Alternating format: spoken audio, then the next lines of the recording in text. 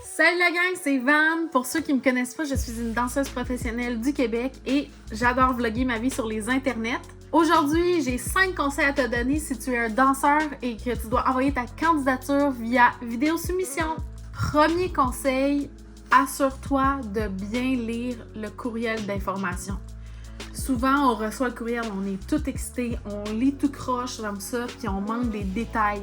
Ce que je te conseille de faire, c'est vraiment de le relire plusieurs fois et de prendre des notes sur un papier à côté pour te créer une genre de checklist. Donc, qu'est-ce que tu as besoin d'apprendre? Est-ce que c'est les dates que tu dois checker si tu es disponible? Est-ce que c'est, OK, tu dois apprendre la vidéo? Est-ce que c'est noter les dates limites? Peut-être que tu dois avoir ta vidéo soumission. Est-ce que tu as un freestyle à faire? Est-ce que tu dois être habillé toute d'une certaine couleur? Donc vraiment, là, comme si tu étais en mathématiques à l'école, tu lis la question et tu soulignes les points importants que tu ne dois pas oublier parce que ça peut affecter ta réponse. On me suit? On me suit? Deuxième conseil, prends le temps qu'il faut pour apprendre la chorégraphie. Souvent, c'est des délais vraiment petits, donc 1, 2, peut-être 3 journées si tu es chanceux. Souvent, c'est envoyé via vidéo. Donc, quand c'est envoyé via vidéo, assure-toi que tu l'apprends du bon côté. Parce que des fois, le chorégraphe, il va le faire face à sa caméra. Donc, pour toi, ce n'est pas le bon côté si tu fais juste miroir.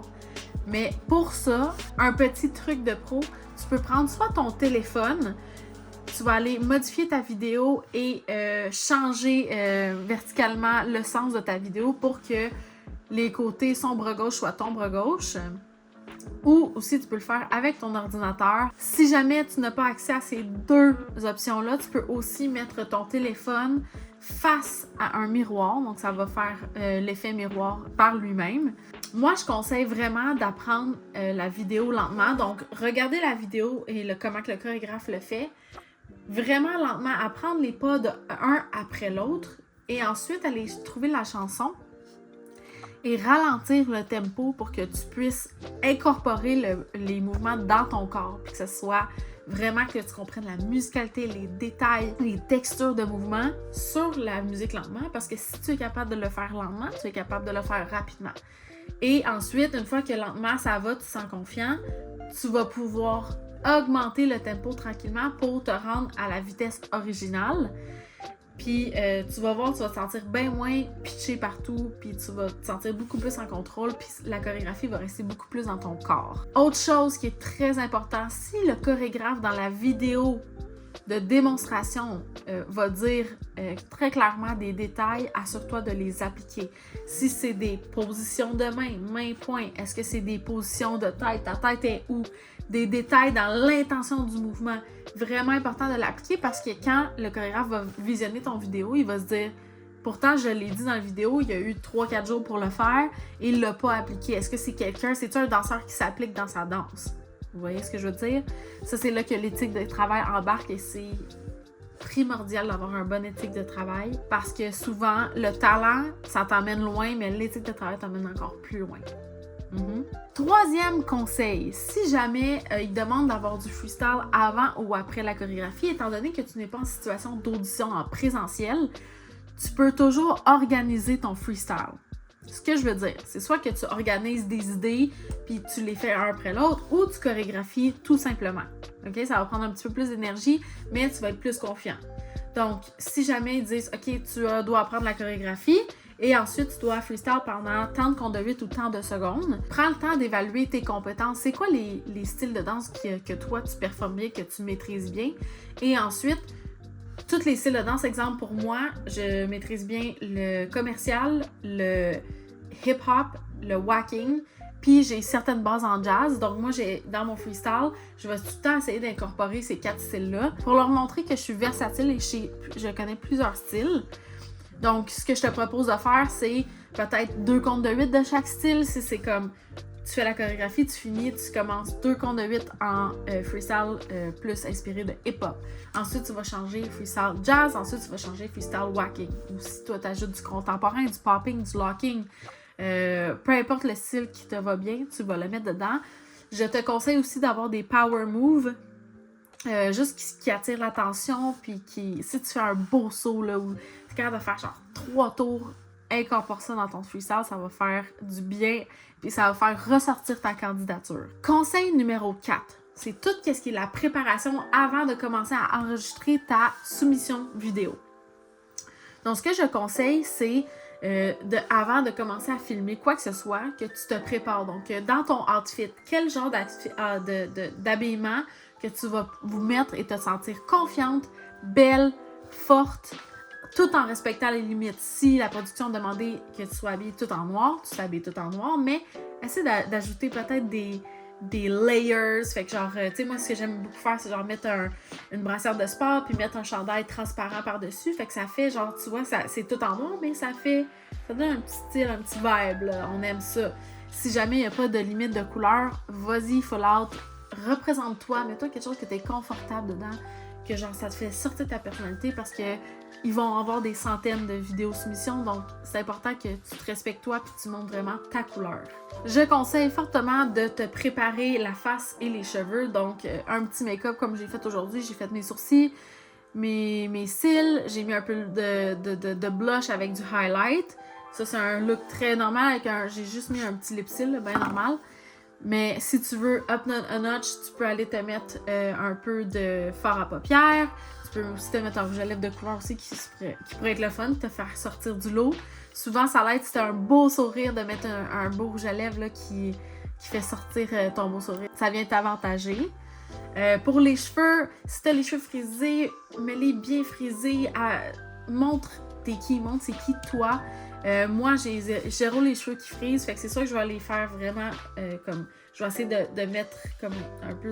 Ici, j'en ai laissé un peu dans mon visage, mais j'ai attaché un peu la première partie pour pas que j'ai les cheveux trop dans ma face, une demi-couette, une tresse ou quoi que ce soit, juste comme pour ajouter un petit style. Ceci dit, une fois que tu as trouvé ton outfit, tu as fait tes cheveux, tu as fait ton maquillage, la prochaine chose que je vais te conseiller de faire, ça s'appelle de slate. Pour slate, tu dois te présenter devant ta caméra et tu dois dire les informations suivantes. Ton nom, ton âge, si tu es représenté ou non par une agence, et aussi tu peux dire pour quel projet tu auditionnes.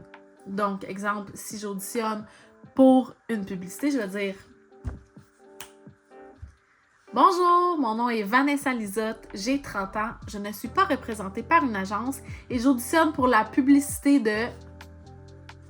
whatever, ou le projet de whatever. » C'est important que on te voit bien à la caméra, tu tiennes droite, que tu sois bien placé et que tu peux ajouter un petit sourire à la fin, montrer ta personnalité, parler lentement et avec confiance. D'accord? C'est vraiment important de ne pas être trop stressé. Blablabla. Non, on veut pas ça. On veut en contrôle posé. Ouais! Pendant que tu vas faire ton freestyle lors de l'enregistrement, je te conseille fortement de prendre un moment dans ton freestyle pour approcher la caméra, montrer ton visage, vraiment t'as l'air de quoi sur caméra, faire des petits clins d'œil, des petits sourires. On peut dire genre flirter avec la caméra, ok? Parce tu veux montrer t'as l'air de quoi sur caméra. Genre si t'engages, tu vas avoir l'air de quoi, est-ce que tu parais bien sur la caméra? Parce qu'il y en a que c'est pas toujours facile d'être devant la caméra, puis il y en a que c'est super facile. Comme moi, parler à ma caméra en ce moment, n'a pas de problème là. Je pourrais faire ça toute la journée, mais il y a d'autres gens, ça les gêne beaucoup. Fait que si c'est quelque chose que tu es à l'aise, va le montrer. Prends ta place. OK? C'est très important. Souris, puis on flirte avec la caméra. On aime. Puis que ça soit bien placé, hein? Parce que, dans le fond, le but d'une vidéo soumission, là, c'est que tu veux convaincre la production que tu es un produit fini. Qu'ils peuvent te mettre devant leur caméra et tout va bien aller, tu comprends? Donc, il faut un peu de préparation. Si t'arrives devant ta caméra puis t'es genre en pyjama puis t'es genre salut, tu sais, non!